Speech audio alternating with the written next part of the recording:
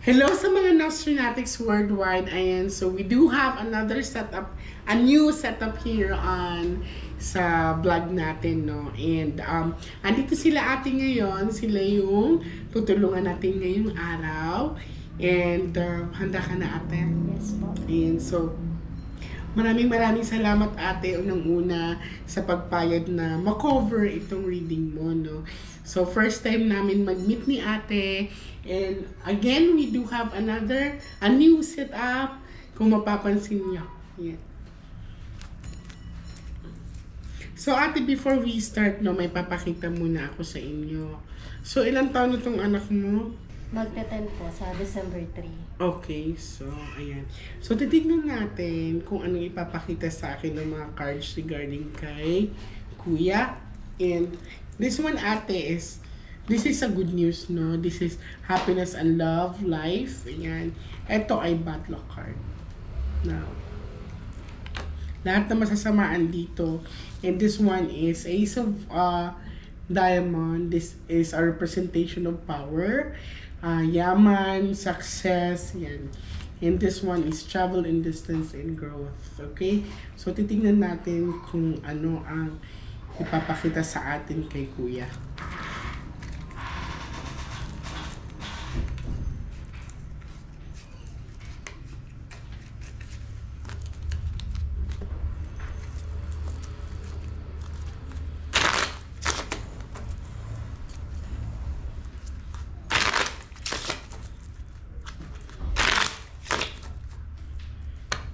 Now, ate, I want you to focus.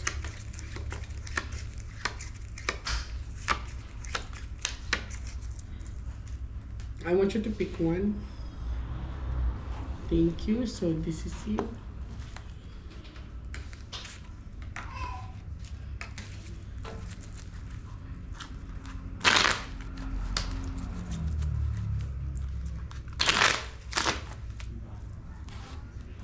Cut the cards into 3. Okay.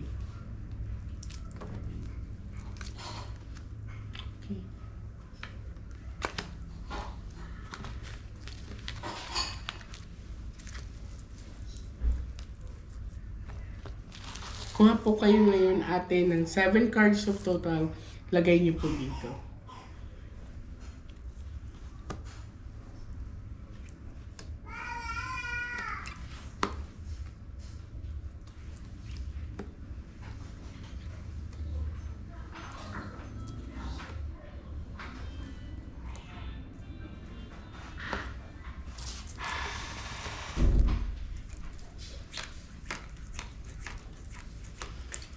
So, ikaw po ito, ate.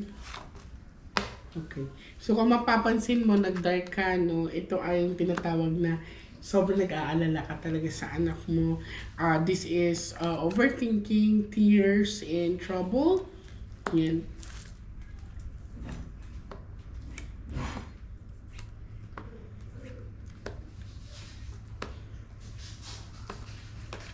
Okay. Kung mapapansin mo dito, ate, mas lamang ang pula kaysa itim. So, meaning to say, si kuya, wala siyang tinatawag na elemental staff. Ibig sabihin, walang gumagambala sa kanyang elemento, wala siyang tinatawag na nasaktan, ganyan. Kung mapapansin mo, walang tao, pero ito po ang tinatawag na mas dominant po ang pula kaysa itim. So, minsan lang ate nag-overthink ka, kahit walang problema, naging aligaga ka, no? So, pero titignan ko pa rin si kuya. Tignan mo, mas madaming pula.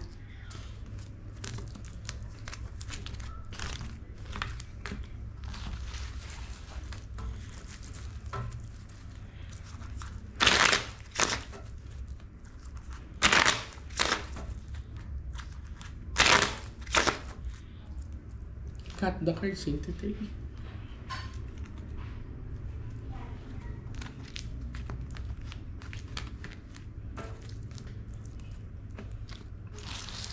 Kuha ka ngayon ng 9 cards of total, lagay mo dito.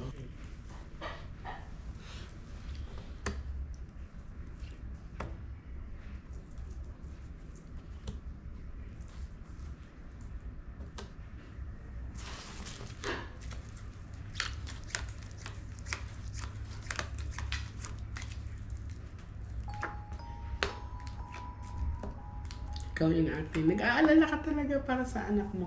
So, this is you and this is him, no? So, lumabas na yung ulo ng anak mo. Alright. So, ate, ito ang nangyayari ngayon. So, wala siyang elemental, pero there's something wrong with the house. Yes. Kasi this is a bad luck card. Paano mo nasabing sa bahay, Miss J? Kasi this is 4 box of flower, lumabas ang bad luck card. So, meaning, si kuya, mabilis sakitin yan si kuya. Pero, lapitin siya ng tinatawag na mga kaluluwa. It's not elemental. Darling, may mga nakikita ka ba sa bahay niyo? Nararamdaman? Wala din. Pero, hindi ba siya usually nilalagnat, ate?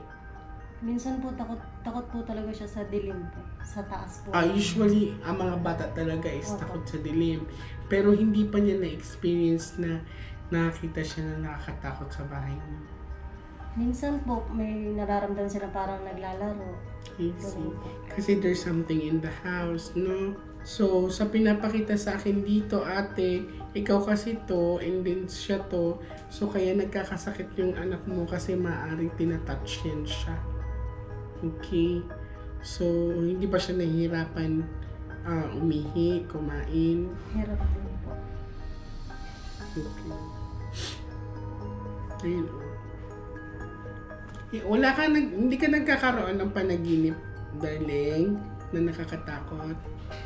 Okay. Anong usual na na-experience mo sa bahay ninyo? Hindi siya nag-aano sa'yo, ate. Hindi naman po. Yung ate lang po niya. Ilang taon yung ate niya? 12 po. Ba't hindi mo sinama dito? May pasok po. I see. Pero siya ang madalas sakitin, Opo, no? siya po. May sakit ngayon. Okay. Pero titignan ka pa rin yun. Dito ang lumabas ang bad luck card. There's something in the house. Saan kayo nakatira? Sa Taytay po. Ano yun? Ilang years na kayo nakatira doon? Sobrang tagal na po ng bahay namin po. So, sa inyo, wala ba kayong napapansin doon, nararamdaman sa bahay? Meron po. Anong usual na nararamdaman ninyo? Para pong may lalaki po talaga po sa bahay namin. Matagal na yung Opo. ganyan. So, patay ng last cards. So.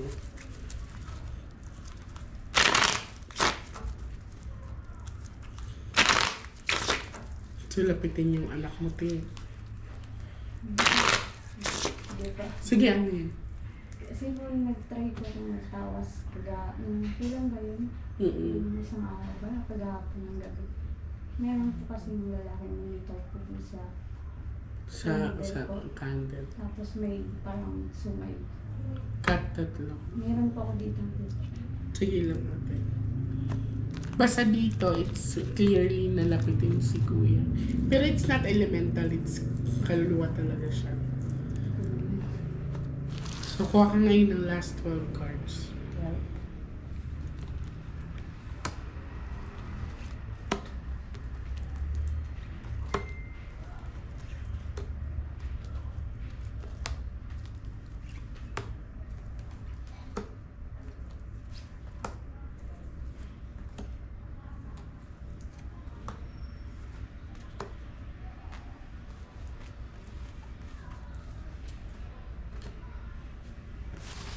Sa ngayon, hindi pa siya nakaka-experience ng mga bangungot sa anak mo. hindi pa po. Ilang taon nga siya? Magte-10 po.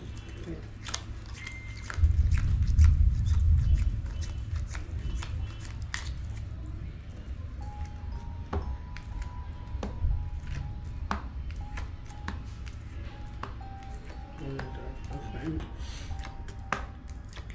Siya to, ate. So, hindi pa talagang, ayan o. This is a second time alone na lumabas, no? So, there's something in the house, ate. Napabless ba yung bahay niyo? Parang sobrang tagal na din po. Last 2018 pa po ata. Yung muling pag-list. So, bantayan niyo lang siya, ate. Hindi pa naman totally open ang third eye ng bata. Pero, siya ay nakaka-experience niyo na ng nilalapitan na siya. So, huwag na kayo mataka na bigla siyang magkasakit, manghina. May, So, sige, may napapansin din po kasi ganun. ano napapansin? Parang pag nagagalit po siya, parang hindi po siya. Iba siya. Iba- Parang hindi po bata. Hindi po bata yung kausap niya. Basta dahil siya in the house kasi. So, nilalapitan na siya. Hindi pa fully blown yung ano niya, yung third eye niya. Pero ito, nakaka-start na siya ng ano, impact si kuya. Yun. So, halika dito, darling. Halika.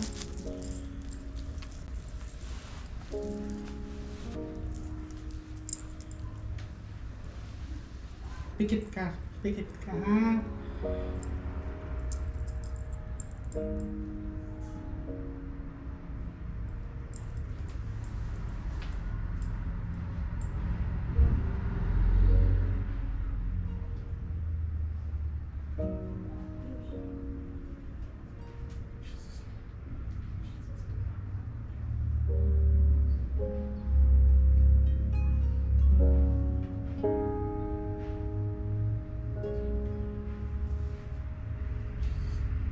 Yoko ka, darling. Yoko.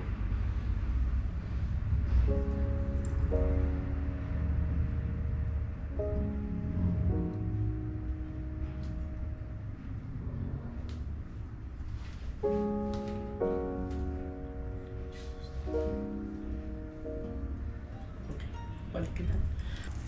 So, at ang gagawin nyo is, hindi kasi natin maano to kasi nasa bahay niyo mismo. So, ang gagawin nyo ate, kung may, like for example, may maramdaman kayo na mga, for example, pagbubukas ng pinto or may bigla kayong makitang anino, huwag kayong matakot. You have to be, kailangan yung maging malakas or kailangan nyo talagang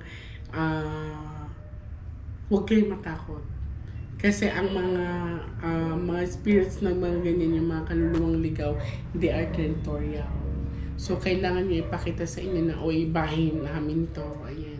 So, once in a while, kailangan nyo magpa-music. Yan. Nakakatulong din yung mga gospel music. Okay?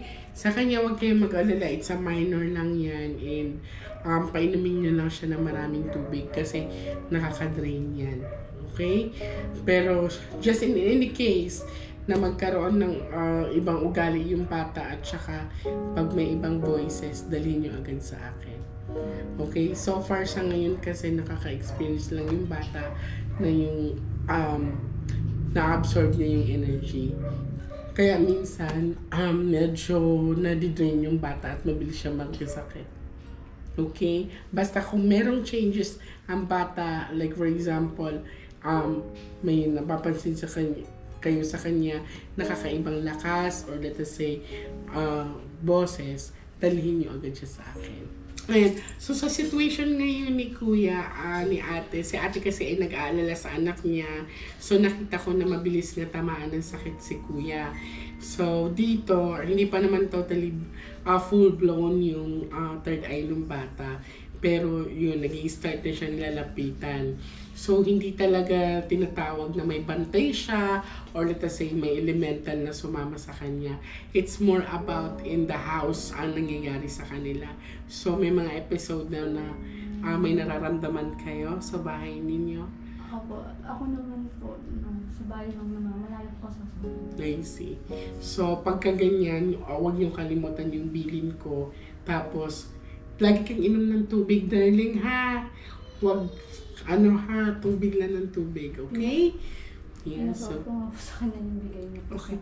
That's good. Yan. It's a protection din. So, maraming salamat sa inyo and God bless you po. Thank you po. Salamat.